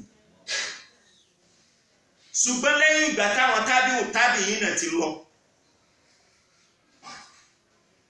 àsìkò àwọn sàhábà nẹ́bì tá a pè ní alùsọ́fà tí wọ́n sàṣàlátù lẹ́gbẹ̀ẹ́ mọ́sálásí ànẹ́bì àsìkò wọn ti lọ ń bọ́ sí bí 100 ọdún kejì kù fẹ́rẹ́fẹ́ kó pé lẹ́yìn ìgbà tá ànẹ́bì ṣe hijira lásìkò Imam Ahmad bin Hanbal àsìkò yẹn ni àwọn ọ̀gọ̀ọ̀rọ̀ àìmọye èèyàn wọnú Islam spread of Islam ó kó àìmọye èèyàn wá irú wá ògiri wá àwọn ẹlòmíì gbogbo ojúgbùdùgbù tí ń bẹ lọ́wọ́ wọn tẹ́lẹ̀ kí wọ́n tó join Islam wọ́n ṣàdéhùn pa àwọn wọ́n fi ilẹ̀ ń bẹ̀ wọn ò fi ilẹ̀ tẹ́yẹ́yẹ́ àwọn á rí ikhtilat eléyìí mùsùlùmí ni dáadáa délẹ̀ eléyìí mùsùlùmí díẹ̀ ìwà díẹ̀ náà tí ọ̀dà ọjọ́ ìpapọ̀ mọ́ láti wá lè ṣàdáyẹn rí àwọn tí wọ́n mọ́ kanga táwọn ọ̀yẹ̀ kú lójú ọ̀nà Islam bá Ànábì ṣe gbé kalẹ̀ lójú ayé ẹ̀ wọ́n wá ń lo àwọn orúkọ kan láti máa fi àdírẹ́sì àwọn èèyàn ẹni táwọn èèyàn bá wá rápẹ̀rẹ̀ èèyàn dáadáa lára ìdílẹ̀ wọ́n máa wá pè ní abidu àwọn tí wọ́n bá wà nínú gúrùpù alọ́ọ̀bá zahidu àwọn tí wọ́n bá wà nínú gúrùpù azohad sufiyu àwọn tí wọ́n bá wà nínú gúrùpù asufiya ìgbà tó di pé tàṣọ́wù fún wọlé nù tí kẹ́lìmọ̀ tàṣọ́wù fún wọlé gbogbo ìgbà wọn náà kò tí ì di tàtọ́rùkù lọ títí kèdí tàtọ́rùkù lọ títí tàtọ́rùkù ṣẹ̀ṣẹ̀ ń dìde bọ̀ ni tàtọ́rùkù pé ká máa ló kọ fún kèdí lọ títí lásìkò ìgbà tá a sọ pé bẹ̀rẹ̀ ni alqarnu thani alhijri ọsọ dáfà àsìkò Imam Ahmad bin Hanbal iná ní táwọn èèyàn bá ń sọ wípé Imam Ahmad bin Hanbal wípé Imam Ahmad bin Hanbal mọ́sàbí rẹ̀ làwọn tẹ̀lé ilẹ̀ àwọn fi mú ẹ̀sìn lé kókó ṣòkòtò tí ó bá ti balẹ̀ kìíní àbí tí ṣòkòtò bá ti balẹ̀ fi náà kìíní kan gbàgbó ẹ̀ Imam Ahmad bin Hanbal kò bínú sí tàṣọ́wù fún gbà yẹ bẹ́ẹ̀ bá kátìrà dáadáa ló kù bẹ́ẹ̀ bá rí nìkan tó ti sọ tó kù díẹ̀ káàtó ń pa tàṣọ́wù ẹwà lọ́nà mẹ́wàá tó ti padà sọ tó dáa nípa tàṣọ́wù ṣe bí lásìkò Imam Ahmad bin Hanbal òun làwọn aráàlú lọ bá Imam Ahmad bin Hanbal wípé kó ṣe ìsìdáàrù fàtiwá kó mú dájú ẹ̀sìn jáde tí ó invalidate tàṣọ́wù kí gbogbo èèyàn gbà pé kò sí ti jẹ́ tàṣọ́wù fún un ẹni tí sì ń jọ́ga tàṣọ́wù fún jọ́ náà lásìkò Imam Ahmad bin Hanbal òun ni wọ́n ń pè ní alharisul muhasabi Imam Ahmad bin Hanbal kò sí bí wọn ò ṣe tì í tó ní rárá ó lóun ní ṣe ìsìdáàrù fatiwa wípé tàṣọ́wù fún ọ̀dà ó ní hátà àsítẹ́mi àìlè yìí wọ́n gbọ́dọ̀ débi tí wọ́n ti ń jókòó súnfì wọn ni kí n worú tí wọ́n ń ṣe mẹ́ kí n worú gbólóhùn tí ń jáde lẹ́nu ṣéwù wọn tí bá rí i pé ní kò sí ń tá a lè fi kíní ìwé nínú Al-Qur'ani ìgbà ní tó ṣe fatiwa. fadahaba mustatiran ala ihda ashurufat ọba rọra yọ lọ kẹ́lẹ́kẹ́lẹ́ lásìkò ìgbà tí harisul muhasabi tí ń ṣe ìdánilẹ́kọ̀ọ́ fáwọn mùrídí ọwọ́ adébẹ̀ ọgọ́sẹ́yìn ọwọ́ agbọ́n tá à ń fáwọn wí kí wàá lórí tá à ń fáwọn wí wajadahu yatakallam yatahaddath an qalbi al-mu'min wa ikhlasi al-mu'minin wa amma hiyati al-ma'rifa wal 'arifin ń sọ̀rọ̀ nípa bóòlù ọyẹ kọkàn mùmìnì orí kí lọ́yẹ ká bá bẹ̀ ń sọ̀rọ̀ nípa bóòlù ní ìfitọkàntọkàn ṣiṣẹ́ fọ́lọ́hun bóòlù sì yẹ kórí lọ́dọ̀ mùmìnì ikhlasu al-mu'minin ń sọ̀rọ̀ nípa importance of knowledge mahiyatul 'ilm ń sọ̀rọ̀ nípa importance of the knowledgeable people àwọn tó ní mímọ̀ nínú wa atba'uhu yastami'una ka'anna 'ala ru'usihim at-tayr gbogbo àwọn mùrídì rẹ̀ sì dákẹ́ jẹ́ wọ́n gbọ́ bí ẹni tí ọ̀sẹ́ mi lára wọn bí ẹni bẹ́ẹ̀ yẹn ń bẹ lórí wọn pé táwọn bá mìíràn báyìí yẹn yóò fò lọ. wọ́n á wòye pé ó tọ́ka gbọ́dọ̀ wà lára ẹni yìí. àwọn mùrídì rẹ̀ ń gbọ́ débi pé wọ́n gbọ́ dáàrin kan ìbẹ̀rù Ọlọ́run mú wọn wọ́n sì sunkún ṣé Ahmad bin Hanbal ọmọ ìgbà tóun náà bá wọn sunkún.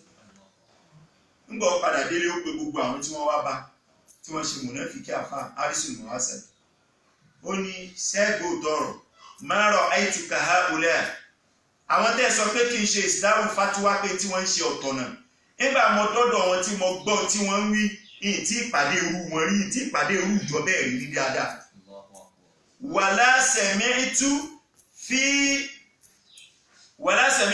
ilmi al-haqa'iqi mithla kalami zalika ar-rajul ká máa fi ọ̀rọ̀ Ọlọ́run ọba lékè ọlá tó jẹ́ kó nìkan lòdòdó ń bẹ lọ́dọ̀ ẹ̀ ká máa fi bọ́ọ̀yàn ń gbọ́ lẹ́nu ẹnìkan rí bí irú ètí gbọ́ lẹ́nu harisul muhasabi ìdí nu ni tó fi jẹ́ wípé ní Imam Ahmad bin Hanbal kò tako tasawuf tó bá ní káwọn èèyàn má ṣe suhba pẹ̀lú alu tasawuf bóyá lórí ọ̀rọ̀ ilmul kalam kìí ṣe lórí ọ̀rọ̀ tasawuf èyí tí mo wí tẹ́ bá wọ́n fún shubuhat amma fi tariqati al-qadiriyya wa tijaniyya min al-shatahat tí mo rí fà sí lánàá tí wọ́n sì jáde ní 1978 nílọrin bí ọwọ́ àbẹ̀bẹ̀ kí ni mo fẹ́ lò lára ilé ìní wípé tasawufu wọnú al-Qur'ani al-qarnu al-hijri al-thani al-qarnu al-thani al-hijri lásìkò Imam Ahmad bin Hanbal òun ni kíní yẹn lóókọ nítorí tó sì jẹ́ olóókọ ni pé àṣàwọ̀ ti wọnú Islam ni ló fi ń dóókọ lẹ́yìn àsìkò àwọn tábìín ìlà wá rí àfáàgbà tí wọ́n ń pè ní Abul Qasim al-Junayd al-Baghdadi òun ló wá rí fáìn ojú ọ̀nà tasawuf ọwọ́ agbẹ́kọ̀ọ́ ìlú tasawuf fi kalẹ̀ wípé ní ìwọ tó bá fẹ́ ṣe tasawuf nǹkan mẹ́fà gbọdọ̀ bá lọ́wọ́ rẹ̀ sílsílà méjì ní sí bẹ lọ́wọ́ rẹ̀ sílsílàtu tabi'in àti sílsílàtu ahlil bayt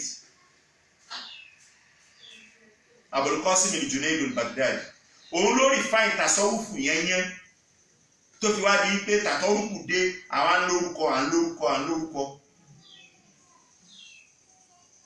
lẹ́yìn ìgbà tóun ò sí mọ́ òun ni ọ̀pá àṣẹ tasawufu bọ́ sọ́wọ́ Ibn Jahdari Shabali lẹ́yìn ìgbà tí Ibn Jahdari Shabali ò sí mọ́ nínú ọ̀pá àṣẹ tasawufu bọ́ sọ́wọ́ Abdul Aziz Temimi lẹ́yìn ìgbà tí Abdul Aziz Temimi ò sí mọ́ nínú ọ̀pá àṣẹ tasawufu bọ́ sọ́wọ́ Abul Faraj Tursusi lẹ́yìn ìgbà tí Abul Faraj Tursusi ò sí mọ́ òun lọ́pá àṣẹ tasawufu ńlọ bọ́ sọ́wọ́ Abu Yusuf al-Qurashi yìí rẹ̀ kárí lẹ́yìn ìgbà tí Abu Yusuf al-Qurashi yìí rẹ̀ kárí tí ò sí mọ́ ńlọ́pá àṣẹ tasawufu bọ́ sọ́dọ̀ ọ̀kan lára àwọn àfá àṣẹ Abdul Qadir Jilani Waqilani tí wọ́n ń pè ní Abu Sa'id al-Makhrabi lẹ́yìn ìgbà tẹ́ni ò sí mọ́ oníṣẹ́ Abdul Qadir Sẹ́ríkí Bagadasa Sultanul Awliya Qaddasallahu sirrahu òun lọ́pá àṣẹ tasawufu bọ́ sọ́wọ́ ẹ̀.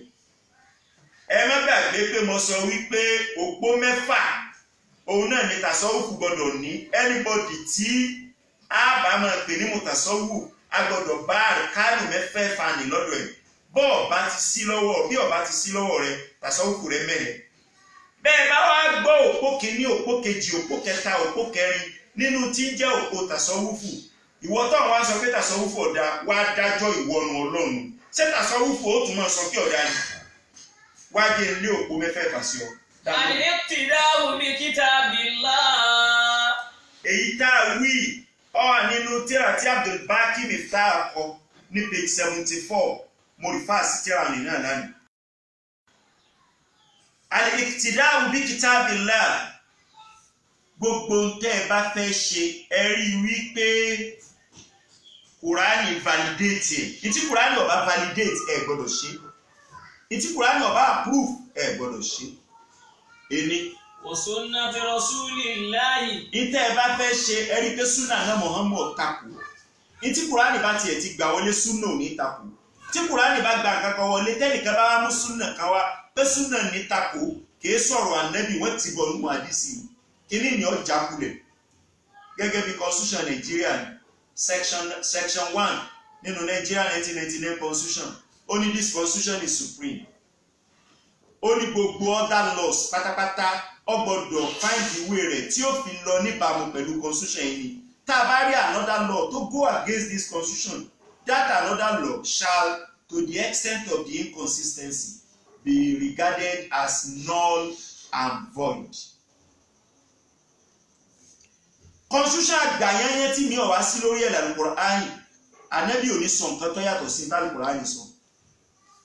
The first rukunu, the first pillar, the first principle of tasawuf torí tá a bá sọ pé kí ni jẹ́ Sufi ìtí jẹ́ Sufi mo bẹ̀rẹ̀ sí ní sọ fún yín. al-iqtida'u bi kitabillah. ìtọ́ ọba fẹ́ ṣe wà wò nínú Al-Qur'ani ṣé Qur'ani aláwọ̀ rẹ̀ gbogbo onísúfí tí bá ń ṣe tí Qur'ani ọ̀ aláwọ̀ rẹ̀ kìí ṣe onísúfí o ìsìn tó wù ní kọ́yà tètè declare ara rẹ̀ kóhun èso ní Sufi bí ó bá sì declare ara rẹ̀ àwọn declare rẹ̀ pé kì í ṣe ní Sufi kọ́ má jẹ́ kí wọ́n máa fi tòun bú àwọn ẹni Ọlọ́run. Al-iqtida'u bi kitabillah. You must make sure that your actions and inactions are in line with the Quranic provisions, are in line with the Sunnah provisions. Wa kaful adha. Kaful adha. Má fa burú dọ́gba èèyàn, má ro aburú ròyìn, má fa burú ṣèyàn. Wípé yóò kọjá ń bí èmi ìdájí tí máa ń lọ mọ́sálásí, jẹ́ ń gbé kò sílẹ̀ kọ́tẹ̀, jẹ́ ń fọ́n oògùn lẹ̀lẹ̀ fún. Tasawufu kọ́ wa ní wípé ní ká fi aburú dọ́gba èèyàn. Bó o bá ti ń fa aburú dọ́gba èèyàn ọkàn rẹ̀ ọ̀mọ́mọ́nù ni, iṣẹ́ tí tasawufu fẹ́ ṣe lára rẹ̀ kò rí iṣẹ́ nù ni. Mo ti sọ lánàá wípé ní maqamul ihsan, good deed, iná ní tasawufu mójútó. Mọ̀ Wa tarkul athami. gbogbo tọ́lọ́run bá ti pè ní ẹ̀ṣẹ̀, don't move near it. Ọtí mímu ẹ̀ṣẹ̀ ni, zina sì ṣe ẹ̀ṣẹ̀ ni. Ẹlòmíì yóò lò ní Sufi lòun yóò lòun ṣe mòlúdi yóò pa àwọn èèyàn, yóò sì ti mu ọtí yóò bá tán nínú ilé. Ẹ̀ṣẹ̀ nù ọmọ wa fi wọn mọ wa rọ ọlá àwọn òròpó ń ṣe bàbá sì ti mutí ni. Kí ló ń mutí lé lórí? Wọ́n fọtí lo ẹbu nítorí kó lè fèrò wá àti orí gbígbé àtorí tútù àtèrò tọ́dà àtèrò tí ọ̀dà. Nínú àwọn èrò tó ògùn tó ṣe ó fà wá ẹni tí ó bóbi ń sùn látijọ́ tó ti dáyé tí ọ̀wọ́ ẹjẹ́ náà bà rí ibẹ̀ nu wọn. Ṣé bí ìhùn ni wọ́n fi ń ṣe fáàrí pé èrò tèmi lọ́pọ̀ jù táwọn èèyàn bá dé ìjókòó mòlídìí mi lọ́pọ̀ jù. Irú àwọn èèyàn wo ló kójọ síbi àwọn asínú? Bí èèyàn bá ti fi nǹkan kí nǹkan fa àyàn àwọn asínú yóò pọ̀ nú àwọn tó kó wa. Àbí àwọn olè wá fẹ́ ṣe ń bẹ̀ tí ó gbà. Wa tarkul athami wa ada'ul huquq. Bọ́ ọ bá fẹ́ jó ní Sufi tọ́mọ́ pọn lórí ọgbọ́dọ̀ fi ẹ̀ṣẹ̀ kalẹ̀.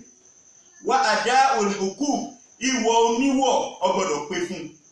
Don't say pé wọ́n nìkan ni wọ́n gbọ́dọ̀ máa respect, ìwọ nìkan ni wọ́n gbọ́dọ̀ pọ́nlé, ìwọ náà pọ́n yẹn lé mọ̀nà. Ìwọ ń jókòó lé ńjọ́ tó tí nìyàwó bá dé lọ́dọ̀ rẹ̀ àwọn èèyàn wà bọ́ sí. Bí kò mọ lọ bá fẹ́ ṣe ni, bí ìyàwó lọ bá fẹ́ ṣe ni, bọ́ bá fẹ́ sòkú ni, bọ́ bá fẹ́ ṣe freedom fọ́mọ ni, bọ́ bá fẹ́ ṣe graduation fọ́mọ ni. Gbogbo àwọn tí wọ́n ń bọ̀ ṣe òun gbèsè lọ́jẹ̀, mélòó nù wọn ni wọ́n lọ san gbèsè nì fún padà.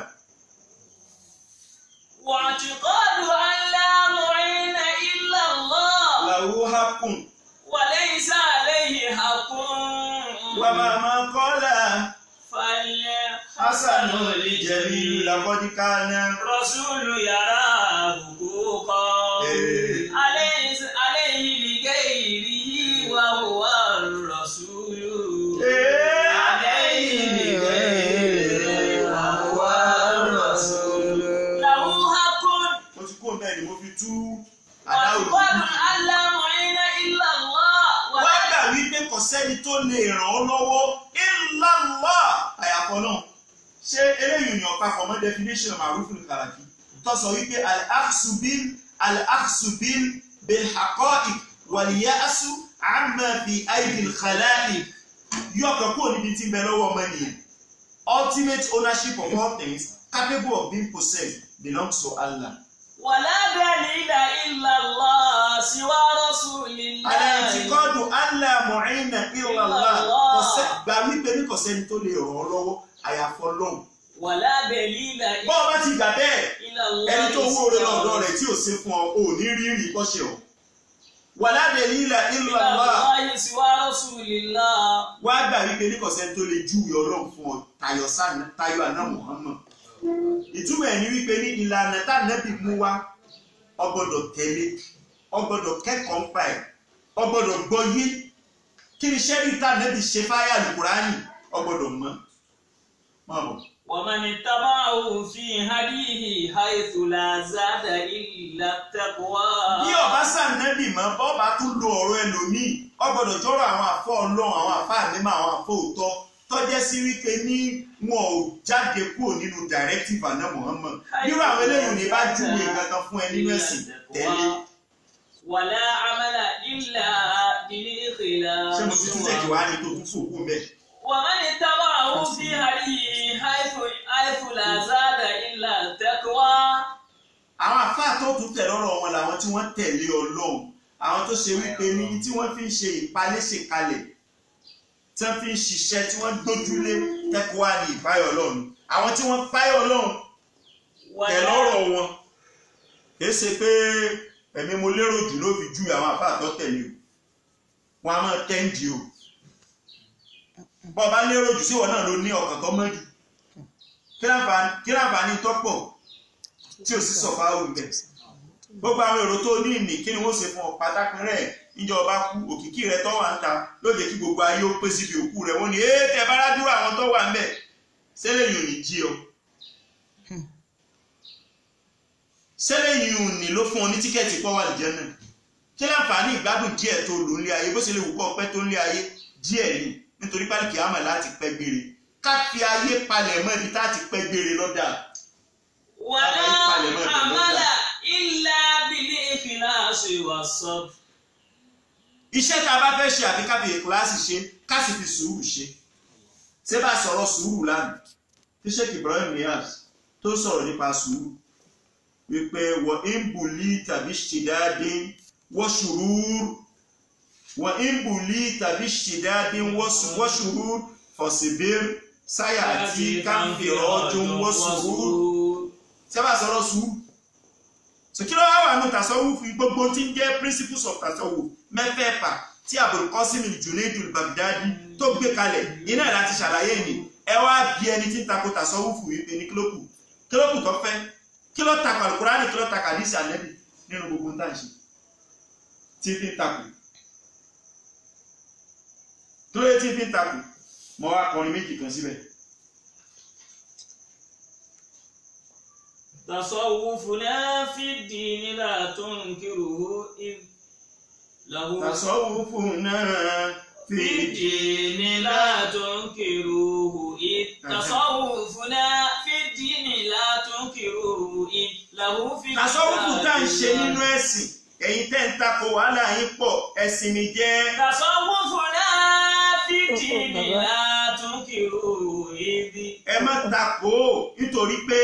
له في كتاب الله كل إشارة nínú Al-Qur'ani في كتاب ọlọ́run bá tọ́ka sí tasawufu láìmọye àyè àwọn ti ká àyà Al-Qur'ani fún ẹ àdìsí náà tọ́ka sí nítorí pé nínú àdìsí Ànábì àdìsí kan bẹ tó sọ wípé la yazalu abdi yataqarrabu ilayya binawafilil khayr hatta uhibbahu فإذا أحببته كنت سمعه الذي يسمع به وبصره الذي يبصر به ويده التي يبطش بها ورجله التي يمشي بها ولئن سألني لأعطينه bẹ́ẹ̀ bá sìn mí pẹ̀lú jẹ́rẹ̀ bẹ́ẹ̀ tó da gbogbo ọkàn kan ní tọkọ ìsáyé bọ́ bá gbà nǹkan mú èmi ni mo gbà mú tó mú ní òní bọ́ lọ́wọ́ ẹ̀ bọ́ bá sọ̀rọ̀ èmi ni mo sọ̀rọ̀ ẹnì kò ní kọ ohun ẹ̀ bọ́ bá sọ èmi ni mo bá pàṣẹ èmi ni mo pàṣẹ. تصوفنا في الدين لا تنكره إذ nípa bẹ́ẹ̀ tasawufu ẹsẹ̀ tẹ́ ẹ lé tako. له في كتاب الله كل إشارة. àìmọye references nínú Al-Qur'ani ní bẹ́ẹ̀ tí a ti rí fi ṣe legality tasawufu. به النفس تزكو وسمو لروحنا. ẹ̀mí wa tasawufu ọmọ kọ́ wa bó o lẹ̀mí ó ṣe mọ́ bó o la ṣe ní nídọ̀gì iná lọ́gàn ní tí tasawufu fẹ́ ṣe nìyí bó o la ṣe máa ṣe eré ṣe. متى ما جتنبنا كل نهج الحقارات. tasawufu ọmọ kọ́ abẹ́ ká jìnà sí ní tá a ṣe nǹkan dẹ̀ sísà nǹkan hà sísà ká jìnà sí nǹkan ẹ̀gbin. sọ kí ló dé kí wàá ní wàhálà kí ni títí kí láriwo pọ̀ tasawufu àmọ́ ká tó parí pẹ̀lú ògo Ọlọ́run bọ́bá ẹgbẹ́ tasawufu bó ṣe rí nì ìbéèrè wa wá ní wípé gbogbo àwọn tí wọ́n ń sọ wípé tí wọ́n ń kọ nǹkan àgẹ́sì tasawufu tíra kan bẹ wọ́n pè ní kìtàbù fàtọ́yẹ̀ sùfìyà pé aburú àwọn onísúfì ìbàjẹ́ súfì ṣebí tí ń jẹ́ súfì ní ìbò ló tí wàá fẹ́ rí ìbàjẹ́ fi sí wa lára níbẹ̀ tíra mi ń bẹ tẹlifíṣù Ìbílísì ó lóun ba tasawufu jẹ́ ń ba rẹ̀ jẹ́ tíra mi ń bẹ àlùwádùn wálé wàyín ó lóun ba tasawufu jẹ́ ìkan náà ń bẹ ńlẹ̀ yìí kọ̀ mọ́ wá rẹ̀ kínní kan mo fowópọ̀ ẹ̀ sí sàrà ó lóun kọ tíra kan tasawufu wà lè máa sá tàràtù tasawufu àti rísìn tó ń fi filẹ̀ tá lòun yẹkulú náà indi يقولون هذا عندنا غير جائز ومن أنتم حتى يكون لكم عند يقولون هذا عندنا غير جائز wọ́n máa sọ pé lè ọ̀tọ̀nà lọ́dọ̀ tiwa wọ́n máa àtúmù kálẹ̀ yìí hátà yẹkúnà lákùnrin ìlú tẹ́yìn yóò fi wá lọ́dọ̀ ẹ̀yìn lọ́dọ̀ débi tẹ́ máa sọ pé kọ̀tọ̀nà lọ́dọ̀ tiwa ẹni ọba lọ́dọ̀ ló lè sọ pé kọ̀tọ̀nà lọ́dọ̀ tòun.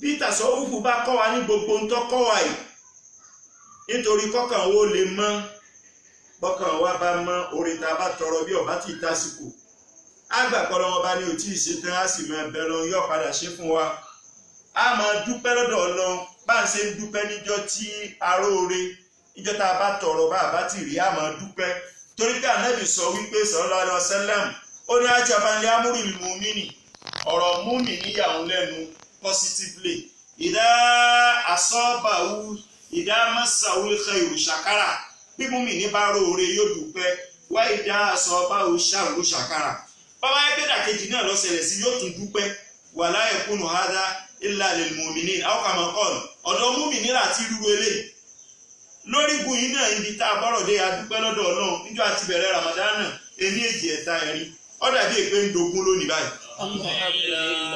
bá a bá dúpẹ́ lọ́dọ̀ Ọlọ́run á tún lóore ní ìgbà Ọlọ́run ó jà á lè parí ẹ̀. bá a bá parí ti 2020 Ọlọ́run ó tún já wà nínú àwọn tí ó tún gba ìmọ̀ye Ramadan láyé. lábẹ́ bẹ́ẹ̀ orin tí mo kọ tí mo fi dúpẹ́ pé Ramadan dogun lillahi alhamdu. lillahi alhamdu bila adadin wa lahu shukran ala limadadi Ramadan baqi minhu al-ashra wallati yashiruna bila nakadi la ghayra yu'akkiru sihatana la dama'u lillahi alhamdu. Agbẹ́lọ́dọ̀ Ọlọ́run ọpẹ́ wa ò ló ń kà kò ní ló ń kà láíláí orí tọ́lọ́run ọba ṣe fún wa àlè dúpẹ́ tán. wàdà bó ṣúkìrọ̀nù àlàlì má dádì. a gbọ́dọ̀ máa dúpẹ́ lórí gbogbo rẹ̀ ní pátápátá ni. Ramadan baqi minhu al-ashra. nínú Ramadan ti 2020 ó dàbí ẹni pé lẹ́nìí ó kù mẹ́wàá ń kù mẹ́wàá lọ báyìí. wallati yashiruna bila nakadi. torí pé ogun ti kọjá ogun kọjá lọ báyìí eléyìí òní náà ó tó ọpẹ́ ẹlòmíì àjọ ń retí Ramadan ní Ramadan ọba láyé ẹlòmíì tí Ramadan ọba láyé kò gbà ju méjì lọ márùn lọ mẹ́wàá lọ àwa gbà á débi mẹ́wàá àtúngbà mẹ́wàá kejì ń gúnlẹ̀ lọ báyìí a fi yọ àwọn tọ́lọ́wọ́n bọ̀ ní wọ́n máa bẹ títí dè ní a fi ń dúpẹ́ lọ́dọ̀ Ọlọ́run. yàtọ̀ ìráyọ̀ àkìrù sí hátànà. kí ló dé tá à ní dúpẹ́ àlàáfíà ń bẹ téèyàn bá lálàáfíà kò ní lè gbààwẹ̀ Ọlọ́run ọ̀fà àlàáfíà jẹ́ wáyé à. lágàmáyà òǹkù àní ìrọ̀ṣẹ́lí.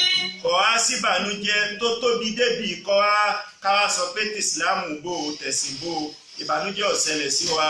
làfọkìrọ̀ wọlé ìsàbìsà ìrìnà. Ramadan ò ṣe é gbà oṣù náwó ní Ramadan kò sí fákúrò ńlẹ̀ kò sí òṣì ńlẹ̀ gbé bàndírì wa. mọ́tún mi ní kọ́ọ̀lìkì náà lé àhàdì. Ọlọ́run tún ní àmọ́ ẹbẹ̀ láyé kọ̀ pa wá lẹ́sàbìsà ìrìnà mọ́tún mi ní kọ́ọ̀lìkì náà lé àhàdì. fàyàdínà mùtàfà tí a tún. ọwọ́ wa a wá tẹ síwọ̀ Ọlọ́run ọba. fàyàdínà mùtàfà tí a tún. adúgbò rẹ tó ṣe fún wa. bọ́bá ṣe wípé ní tèrò àwọn ẹni bí ni wọ́n fẹ́ kí tàṣọ́wùfù ọbẹ̀ láyé bá. wọ́n ti ní wọ́n sì ti jẹ àwọn nǹkan wọ́n ti fi tàṣọ́wùfù lẹ̀ adúgbò lọ́dọ̀ rẹ Ọlọ́run ọjọ́ àwọn ọmọ ìsìlámù.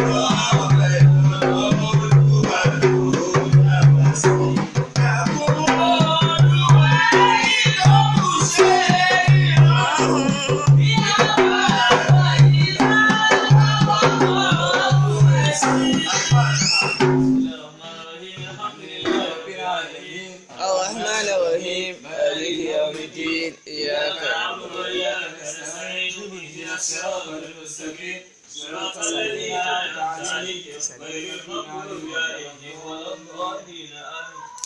mo rò pé